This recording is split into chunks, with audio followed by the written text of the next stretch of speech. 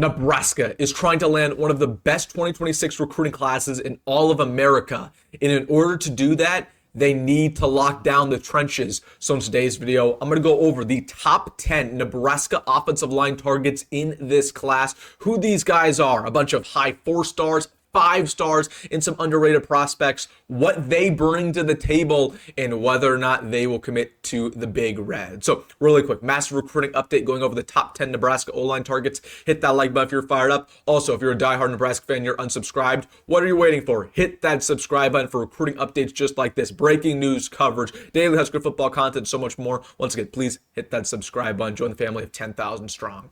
But without further ado, let's get into it, going over Nebraska's top 10 offensive line targets in the class of 2026. The Huskers are already making waves, going after some of the best in the business, a bunch of 5 stars, high 4 stars, and so much more. So let's just get things started, going over the number one guy that they are pursuing. You already know who this is, Jackson Cantwell. This is the number one guy on Nebraska's board. Not only the number one offensive lineman, the number one period. Again, this is the number one prospect in the class, offensive tackle out of Nixa, Missouri. Every offer you could possibly imagine, whether that's from Bama, Georgia, Ohio State, Michigan, Texas A&M. You imagine a school, that school has offered this guy, generational prospect. He is one of the best shot putters in America, one of the best basketball players in his state. It's just incredible player. We can talk about this guy all day long, but Nebraska, again, heavily in this process. And I know a lot of Husker fans, they're pessimistic. They're like, Nebraska has no shot here. Let me remind you that the same Nebraska fans said the exact thing about Dylan Rhule, that Nebraska had no shot landing Dylan Rhule. Look what happened there. And you might say, well, Dylan Rhule only committed to Nebraska because of that family connection.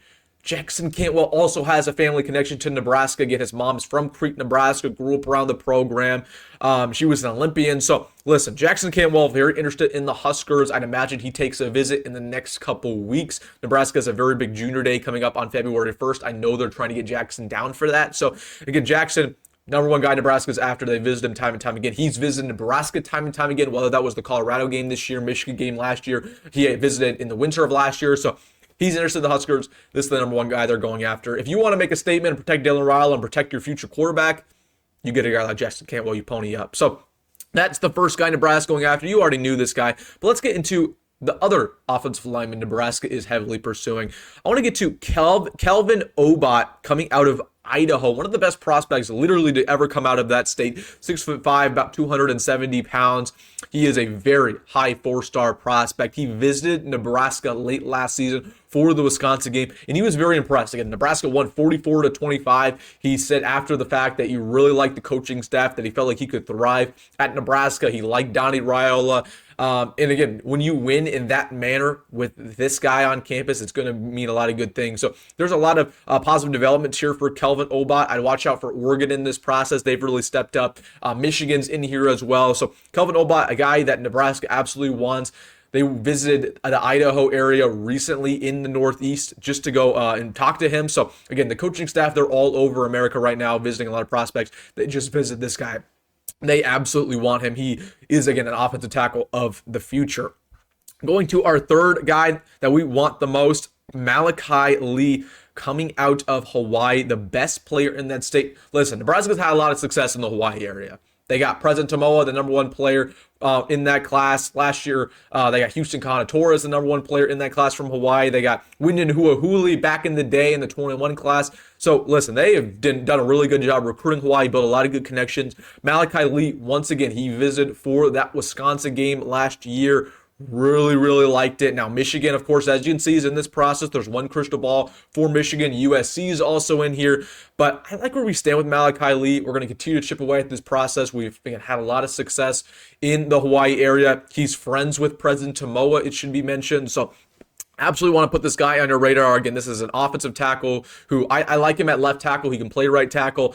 Really good in the pass pro. Very developed. I like Malachi Lee as a lot. Again, these Polynesian bruisers, man, you need him. Nebraska has made this a point of emphasis. Donovan Raiola recently visited him when he went back home to Hawaii. Let's see if we can lock this guy down. So third guy Nebraska's after. Number 4 is Clyde. I'm going to butcher this last name. Clyde Mpouma. I'm sorry if I butchered that last name, but he's coming out of Mount Carmel, out of Chicago, Illinois. It should be noted he goes to the exact same high school as Trey Taylor 5-star quarterback in the class of 27 that Nebraska is going after. Once again, he visited this fall. I believe that it was either for the Wisconsin game or the UCLA game. Really liked his time here. Really liked Lincoln. Built a good connection with Donnie Raiola. This guy, he's very developed in the running game. Pancake City when you watch him on film. I like him at tackle. He can play guard as well. So watch out for Clyde Mpouma. Nebraska is probably the favorite here as of right now to land him. You look at his offer list. Again, you got Florida State in here. You got Miami in here. Minnesota's a team to watch out for, Wisconsin team to watch out for, but Nebraska, as of right now, you ask a lot of people, Nebraska is the favorite to land him, so they absolutely are trying to get him, and it's good. Nebraska's trying to get a foothold in Chicago because that's very important. Number 5, Brett Kolojoy, coming out of IMG Academy. He recently put Nebraska on his top 10. He visited the Huskers last fall. He's trying to get back to Nebraska for yet another visit. This guy really, really likes the Huskers. He loves Matt Rhule. He believes that Matt Rhule's building a good connection there. And, Nebraska's done a good job recruiting that Florida area with Phil Simpson coming back to the staff. So this guy I'd watch out for. He is the first guard we're talking about in this video. Another guy who's just visited Nebraska time and time again. Already, has offers from Bama, Tennessee, Georgia, a couple others there. But like where Nebraska stands here, he's a guard/center. Then the 6th player that Nebraska wants, Deacon Schmitt. Recently, he put Nebraska, I believe, in his top 4. So it's down to 4 schools, but Nebraska is up in there. He comes out of Colorado, the number 2 player in that state. Deacon Schmitt, another good guard prospect. Nebraska's done a good job recruiting that O-line. Very honestly, pretty athletic when you watch him on film for being an offensive guard. Can pull really, really well. Good in the running game. So another guy that I watch out for. Visited Nebraska last year. Will probably try to make it down once again this summer. So again, 4-star city, man. We've talked about just a bunch of 4 stars. Now we'll get into, actually there's one more 4-star I want to talk about here. This is Sam Utu coming out of Orange, California. Went to the same high school as T.J. Lateef. Top 100 prospect. Really, really good. Really, really good player. Nebraska right now is probably the 2nd team in the mix here. The number 1 is USC. They are the heavy favorite.